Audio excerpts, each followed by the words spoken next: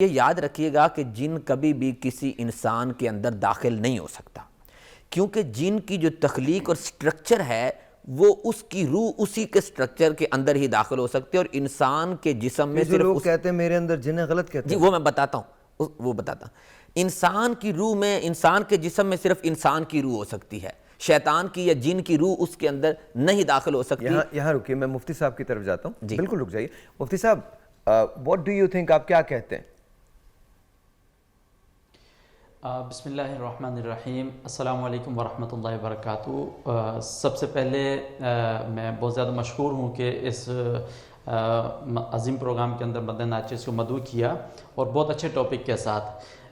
ہمارے بہت پیاری بھائی ابھی یہ بات ارشاد فرما رہے ہیں کہ جنات جو ہیں وہ انسان کے جسم کے اندر گردش نہیں کر سکتے، لیکن اگر ہم احادیث مبارکہ دیکھیں تو ہمیں اس سے یہ بات پتہ چلتی ہے کہ جنات جو ہے وہ انسان کے جسم کے اندر اس کے خون کے ساتھ دوڑتے ہیں. سب سے پہلے ہمیں یہ دیکھنا پڑے گا کہ جنات ہیں کیا. تو جنات دراصل یہ شیاطین ہیں. اچھا مفتی اور صاحب، شیاطین میں ظاہر سی بات ہے. مفتی صاحب مجھے ایک کال کا اشارہ ہے، میں کال لے لوں، شاید آپ کے لیے سوال ہے. ایک چھوٹا سا کال ہے، کال کروں. جی السلام علیکم. السلام علیکم. السلام علیکم. جی وعلیکم السلام. میں خالد محمود عرض کر رہا تھا سین فرانسسکو سے. جی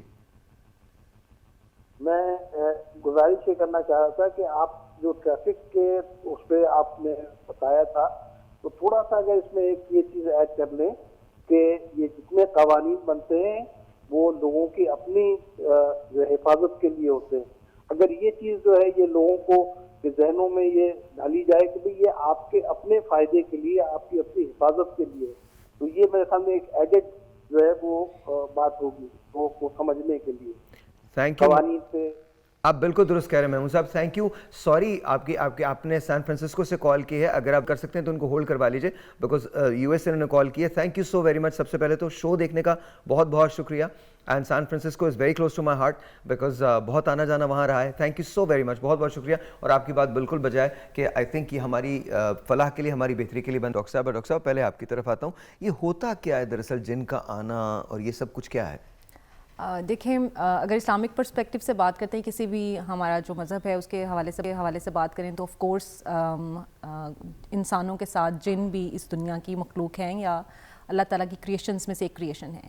لیکن اگر میں میڈیکل سائنس کے حوالے سے بات کروں، اور جیسے ابھی آپ لوگ بات کر رہے تھے، ایک کال بھی آپ کے پاس آئی کہ لوگوں پہ مختلف طرح سے جن کا آنا اور وہ جو سمٹمس ہمیں نظر آتے ہیں، یا پیشنٹس، ہم تو انہیں پیشنٹس ہی کہتے ہیں، کہ کلیم کرتے ہیں کہ ہمارے اوپر کوئی جن آیا ہوا ہے، یا ان کی آواز بدل گئی ہے، یا ان کی حرکات بدل گئی ہیں.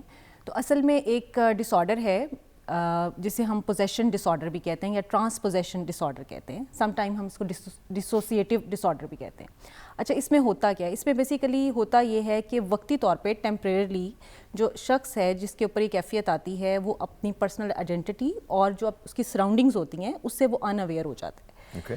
اور اس میں وہ یہ محسوس کرنے کی کوشش کرتا ہے کہ میں کوئی اور شخصیت ہوں.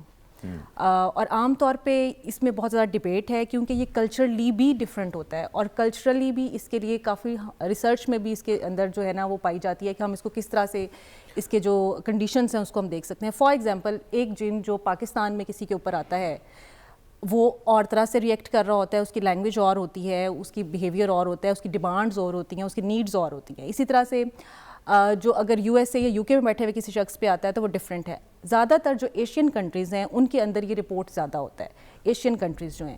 اچھا، اس میں بھی ڈفرینٹ مذاہب کے ساتھ ان چیزوں کو اٹیچ کیا جاتا ہے.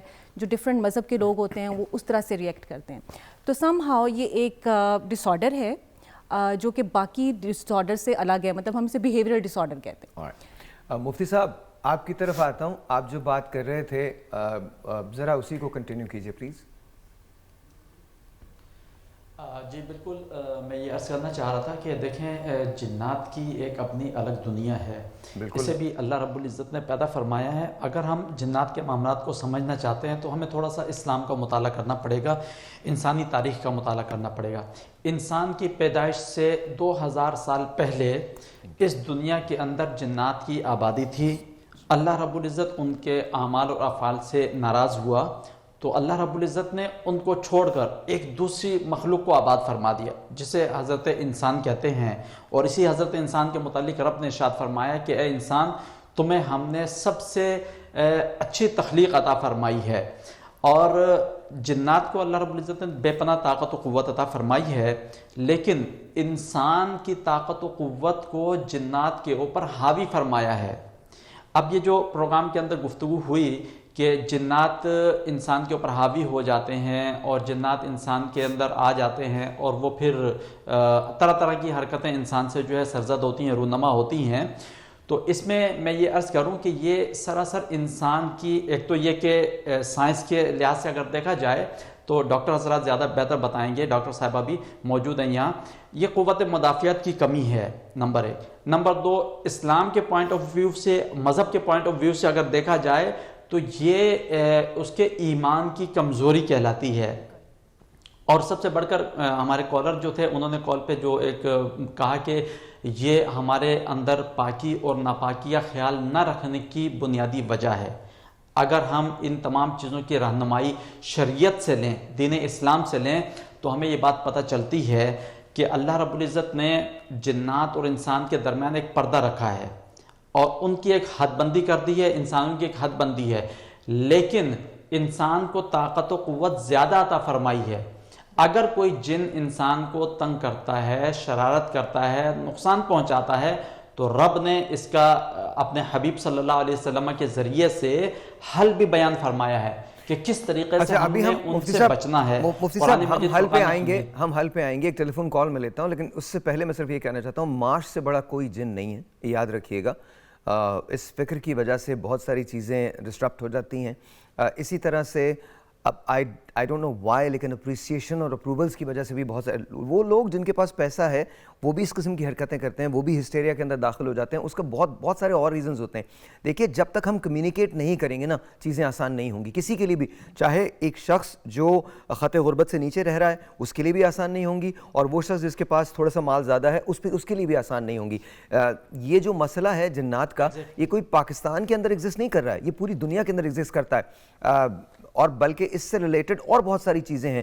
ووڈو یعنی جادو جو ہے وہ اس سے ایسوسیٹڈ ہے، اور دنیا میں ایسے بے تحاشا ملک ہیں جہاں پر اس کو ایسے پریکٹس کیا جاتا ہے جو شاید جس کو بیان کرنے سے میں بھی قاصر ہوں. فرض کریں میں آپ کو بتاتا ہوں کہ البینینز جو ہوتے ہیں، البائنوز جو ہوتے ہیں، جن کو سورج مکھی جن پہ جلد پہ آ جاتی ہے، جو انتہا سے زیادہ وائٹ ہو جاتے ہیں. افریقہ کا ایک ملک ہے تنزانیہ، جہاں خدا نہ کرے اگر کوئی ایسا بچہ پیدا ہو جاتا ہے تو اسے بدقسمت سمجھا جاتا ہے، اور یہ کہا جاتا ہے کہ آپ اگر اپنے بزنس کو فروغ دینا چاہتے ہیں، کم فروغ دینا چاہتے ہیں، تو پھر ہم ایک انگلی یا ایک ہاتھ کاٹ کے پھر آپ کو وہ دے دیں گے اور اس پہ عمل کریں گے. زیادہ فروغ دینا چاہتے ہیں تو ایک ٹانگ نکال دیں گے پھر اس کی، اور اگر بہت زیادہ فروغ دینا چاہتے ہیں تو ہم شاید مار کے آپ کے بزنس کو فروغ دیں گے. تو اس قسم کی بکواس جو ہے، اس قسم کی ریڈیکلسنس جو ہے، یہ بھی پوری دنیا کے اندر پریویل کرتی ہے، اور خاص کر افریقہ کے اندر اسے ووڈو کا نام دیا جاتا ہے، اور یہ پریویل کرتی ہے.